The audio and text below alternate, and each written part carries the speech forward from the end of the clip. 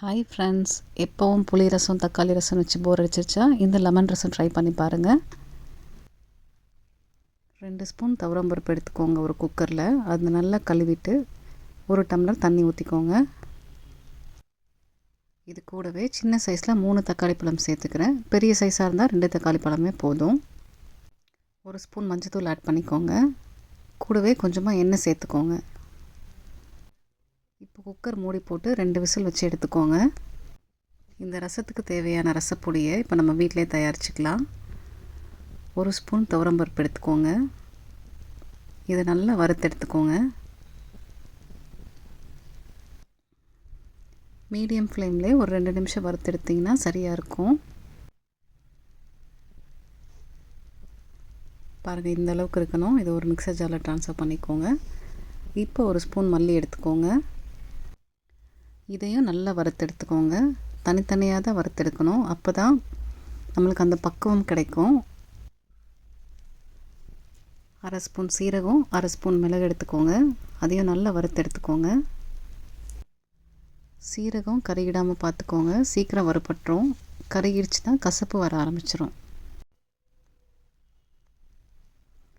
3 காஞ்ச மிளகாய் சேர்த்துக்கோங்க.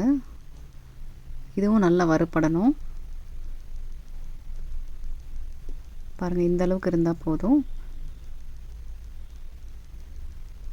இது கூடவே கொஞ்சமாக கருவேப்பிலை இலைகளை சேர்த்துக்கோங்க.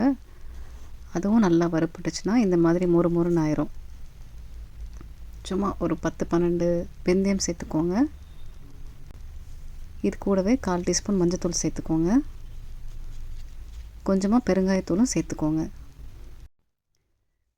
நீங்கள் ரசப்பொடியை ஸ்டோர் பண்ணி வைக்கிற மாதிரி இருந்தால் இது கூடவே கொஞ்சமாக கல் உப்பு சேர்த்துக்கோங்க. கல் உப்பு சேர்த்து அரைக்கும் போது ரொம்ப நாளைக்கு கெட்டு போகாது. இது பவுடர் பண்ணி எடுத்துக்கோங்க.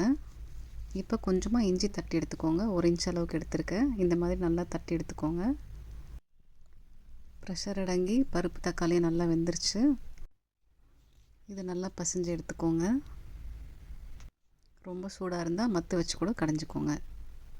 இப்போ ரசம் தாளிச்சிடலாம். கொஞ்சமாக எண்ணெய் சேர்த்துக்கோங்க. எண்ணெய் சூடானதுக்கப்புறம் கொஞ்சமாக கடுகு சேர்த்துக்கோங்க. கடுகு நல்லா பொரிஞ்சு வரட்டும்.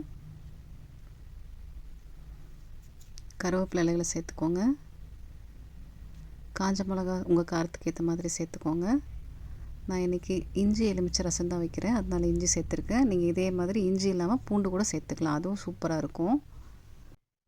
சளி பிடிச்சிருக்க டைமில் இந்த மாதிரி இஞ்சி ரசம் வச்சு கொடுத்தோம் அப்படின்னா தொண்டைக்கு நல்ல இதமாக இருக்கும். இது கூடவே கொஞ்சமாக பெருங்காயத்தூள் சேர்த்துக்கோங்க. நம்ம ஆல்ரெடி ரசப்பொடியில் சேர்த்துருக்கோம், அதனால் கொஞ்சமாக சேர்த்துக்கோங்க.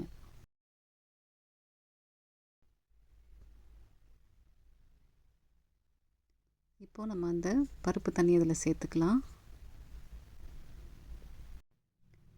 பருப்பு வேக வைக்க டைம் இல்லை அப்படின்னா நம்ம எப்பவும் போல் தக்காளியை தண்ணியில் கரைச்சி விட்டு கூட சேர்த்துக்கலாம், பருப்பு இல்லாமல்.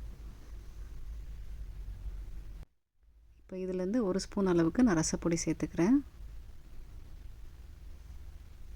எனக்கு இன்னொரு நாளைக்கு இந்த ரசப்பொடி வரும். நீங்கள் நிறைய ஸ்டோர் பண்ணி வைக்கிற மாதிரி இருந்தால் கல் உப்பு மறந்துடாமல் சேர்த்துக்கோங்க. நான் ஸ்பூன் அளவில் சொல்லியிருக்கேன், நீங்கள் அதுவே கப் அளவில் எடுத்துக்கோங்க. 1 கப் பருப்பு, 1 கப் மல்லி, 1/2 கப் சீரகம், 1/2 கப் மிளகு, அந்த மாதிரி. இப்போ இந்த ரசத்துக்கு தேவையான அளவு உப்பு சேர்த்துக்கோங்க. நல்ல தாராளமாக கொத்தமல்லி தழையை சேர்த்துக்கலாம். அவ்வளோதான், இது நல்லா கலந்து விட்டுக்கோங்க. இந்த ரசப்பொடியை நம்ம லெமன் ரசத்துக்கு தான் சேர்த்தணும் இல்லை, எல்லா வகையான ரசத்துக்கும் சேர்த்துக்கலாம். பாருங்கள், இந்த அளவுக்கு கொதி வந்ததும் ஆஃப் பண்ணிவிடுங்க. இப்போ ஒரு பாத்திரத்தில் கொஞ்சமாக கொத்தமல்லி தழையை போட்டுக்கோங்க. 1 லெமன் புழிஞ்சு விட்டுக்கோங்க.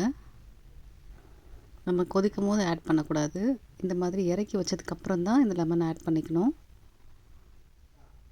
இல்லைனா ரொம்ப கசந்து போன மாதிரி ஆகிடும். அவ்வளோதான், இப்போ இந்த ரசத்தை அதில் ஊற்றிடுங்க. ஒரு 2-3 நிமிஷத்துக்கு மூடி போட்டு வச்சிட்டிங்க அப்படின்னா லெமன் ரசம் சுட சுட ரெடி ஆகிடும். இது சாதத்து கூட சாப்பிட்லாம், அப்படியேவும் குடிக்கலாம். ரொம்ப ஃப்ரெஷ்ஷாக இருக்க மாதிரி ஒரு ஃபீல் இருக்கும். இதே போல் நீங்களும் ட்ரை பண்ணி பார்த்துட்டு எப்படி இருந்துச்சுன்னு எனக்கு கமெண்ட்ஸில் சொல்லுங்கள். அப்படியே நம்ம சேனலை லைக் பண்ணிவிட்டு சப்ஸ்கிரைப் பண்ணிவிடுங்க. கூடவே இருக்க பெல் ஐக்கானையும் கிளிக் பண்ணிக்கோங்க. தேங்க்யூ.